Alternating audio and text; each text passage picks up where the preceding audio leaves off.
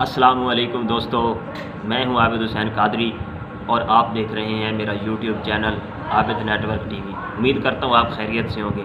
आज एक मरतबा फिर मैं आपके लिए बड़ा ज़बरदस्त जो है टॉपिक लेके आया हूं।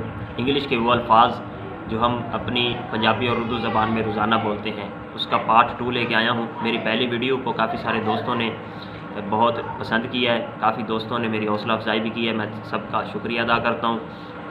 जितने दोस्तों ने मुझे अप्रिशिएट किया है, मैं सबका शुक्रगुज़ार हूँ। तो आइए बिना वक्त ज़ाया किए आज की वीडियो का आगाज़ करते हैं, ताकि कम से कम वक्त में जो है मैं आप तक जो मेरा मकसद है, जो मेरे अल्फाज हैं, वो मैं आपको कम से कम वक्त में आप तक पहुंचा सकूं। तो आइए आज हमारा जो टॉपिक है वो है इंग्लिश के वो अल्फाज जो हम पंजाबी और उर्दू ज़बान में रोज़ाना इस्तेमाल करते हैं।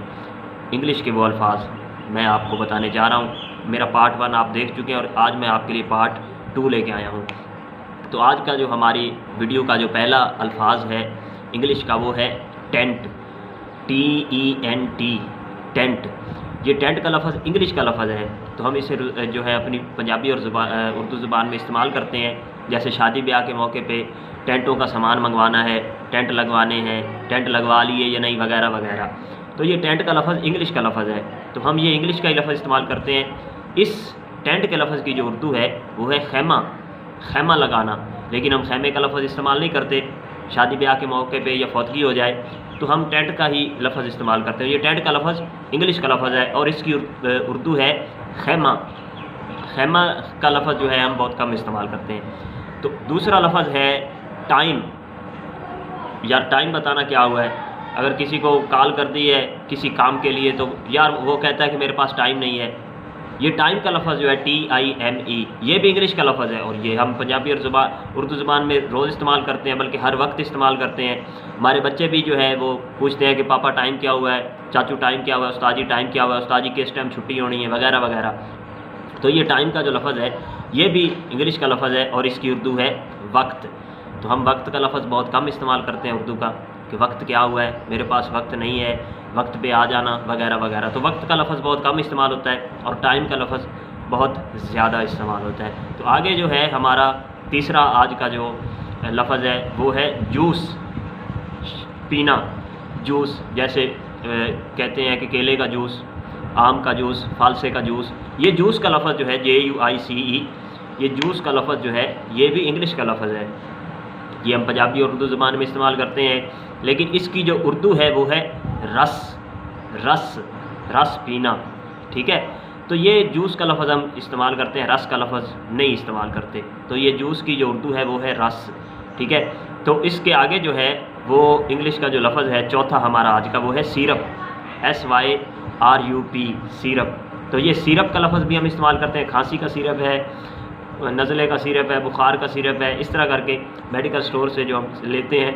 ये सिरप का लफ्ज़ भी इंग्लिश का ही लफ्ज़ है जो हम रोज़ पंजाबी और उर्दू ज़बान में इस्तेमाल करते हैं। इसकी जो उर्दू है या पंजाबी है वो है शरबत, लेकिन हम शरबत का लफ्ज़ कम इस्तेमाल करते हैं। मेडिकल स्टोर पे जाके हम कहते हैं कि हमें खांसी का शरबत दे दें, नहीं, हम कहते हैं कि खांसी का सिरप चाहिए। तो ये सिरप का लफ्ज़ इंग्लिश का लफ्ज़ है और इसकी उर्दू है शरबत। आगे लफ्ज़ है हमारा आज का वो है ग्रेवी, GRAVY, ग्रेवी। अब ग्रेवी का जो लफ्ज़ है ये हम गलत भी इस्तेमाल करते हैं। इसकी उर्दू भी मैं आपको बताता हूँ। अब होटल पे खाना खा रहे हैं तो सालन ख़त्म हो जाए तो हम वेटर को कहते हैं कि ओए ग्रेवी ले आनी, ग्रेवी। तो ये ग्रेवी का लफ्ज़ जो है ये गलत है, असल लफ्ज़ है ग्रेवी। ये इंग्लिश का लफ्ज़ हम होटल पे बैठ के इस्तेमाल करते हैं कि ग्रेवी ले आ दे यार, ग्रेवी लेके आना यार थोड़ी सी। तो ये ग्रेवी का लफ्ज़ गलत है, असल लफ्ज़ है ग्रेवी। तो ये ग्रेवी का लफ्ज़ हम इस्तेमाल करते हैं। इसकी जो उर्दू है वो है यखनी या फिर शोरबा, जिसे पंजाबी में कहते हैं शोरा। तो ये ग्रेवी का जो लफ्ज़ है ये भी इंग्लिश का लफ्ज़ है और हम रोज़ाना इस्तेमाल करते हैं। यखनी और शोरबा हम बहुत कम इस्तेमाल करते हैं ये अल्फाज। अब किसी वेटर को हम ये नहीं कहते कि यार थोड़ा जहा शोरा ले आ देवी, थोड़ी सी यखनी लेके आना, नहीं, हम उसे कहते हैं ग्रेवी ले आके दे, ग्रेवी। तो ये ग्रेवी का लफ्ज़ हम इंग्लिश का जो है रोज़ाना बोलते हैं, इस्तेमाल करते हैं। अब लफ्ज़ है आगे केक, सालगिरह का, एनिवर्सरी का, शादी की सालगिरह का या बर्थडे का। ये जो केक है CAKE, केक का लफ्ज़ जो है ये भी इंग्लिश का लफ्ज़ है। जो हम कहते हैं कि मैंने सालगिरह पे केक काटना है, मैंने बड़ा वाला केक लेना है, या मैंने सबको केक खिलाना है, इस तरह करके ये केक का लफ्ज़ जो है ये भी इंग्लिश का लफ्ज़ है और हम इस्तेमाल करते हैं, केक का लफ्ज़ इस्तेमाल करते हैं। अब इसकी जो उर्दू है वो तो कोई भी इस्तेमाल नहीं करता, मैं आपको पक्का बता रहा हूँ। केक की जो उर्दू है वो कोई भी इस्तेमाल नहीं करता। केक की जो उर्दू है वो है टिकिया, टिकिया, टिकिया। अब केक का लफ्ज़ इस्तेमाल होता है, टिकिया का लफ्ज़ कोई इस्तेमाल नहीं करता। कोई कहता है मैंने अपनी सालगिरह पे टिकिया काटनी है, कोई कहता है कि मैंने अपनी जो है शादी की सालगिरह पे टिकिया मंगवानी है या टिकिया खिलानी है, नहीं, केक का ही लफ्ज़ इस्तेमाल होता है। तो ये केक का लफ्ज़ भी इंग्लिश का लफ्ज़ है। आगे लफ्ज़ है सोफ़ा, जिस पे हम बैठते हैं। सोफ़ा का जो लफ्ज़ है SOFA, सोफ़ा, ये सोफ़े का लफ्ज़ जो है सोफ़ा, ये भी इंग्लिश का लफ्ज़ है। तो ये इसकी जो उर्दू है वो है पलंग।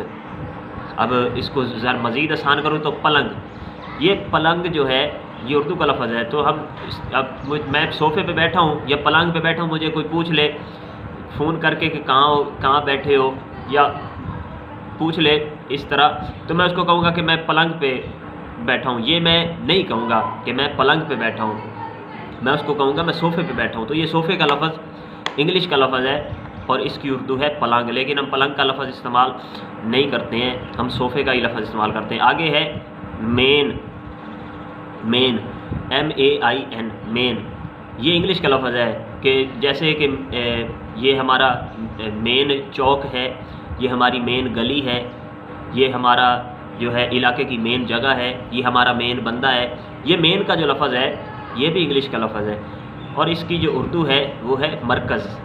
मेन का लफ्ज़ हम रोज़ाना इस्तेमाल करते हैं, तो ये इसकी जो उर्दू है मेन की वो है मरकज़, यानी कि अहम जगह, सबसे ख़ास जगह। और इसके आगे जो है वो है लफ्ज़ स्टॉप, रुकना, रोकना, रोक लेना, रुक जाओ। ये स्टॉप का लफ्ज़ जो है ये भी इंग्लिश का लफ्ज़ है STOP। ये हम रोज़ाना अपनी पंजाबी और उर्दू ज़बान में बोलते हैं स्टॉप का लफ्ज़। इसकी उर्दू जो है ये है रुकना, रोकना या रुक जाना, ठीक है। आगे लफ्ज़ है आखिरी, आज के हमारी वीडियो का जो आखिरी अल्फाज है वो है ब्रेक।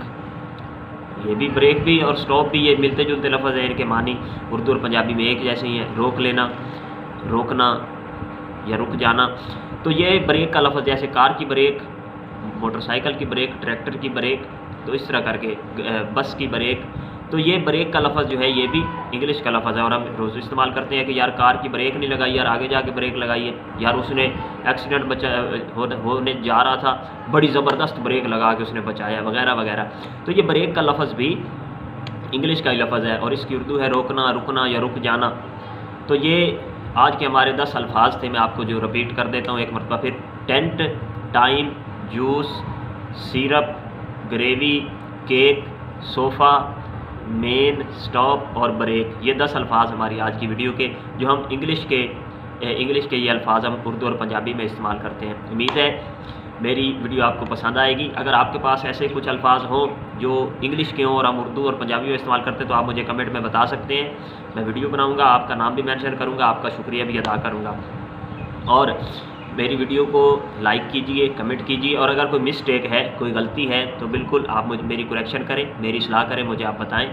मैं बिल्कुल जो है आपके अपनी गलती को मानूंगा और आपको अप्रिशिएट करूंगा और आप मेरी हौसला अफजाई भी कीजिए और अपना बहुत बहुत ख्याल रखिए। पार्ट 2 ये आज मुकम्मल हुआ और इंशाल्लाह पार्ट 3 मैं जो है बहुत जल्द बनाऊंगा।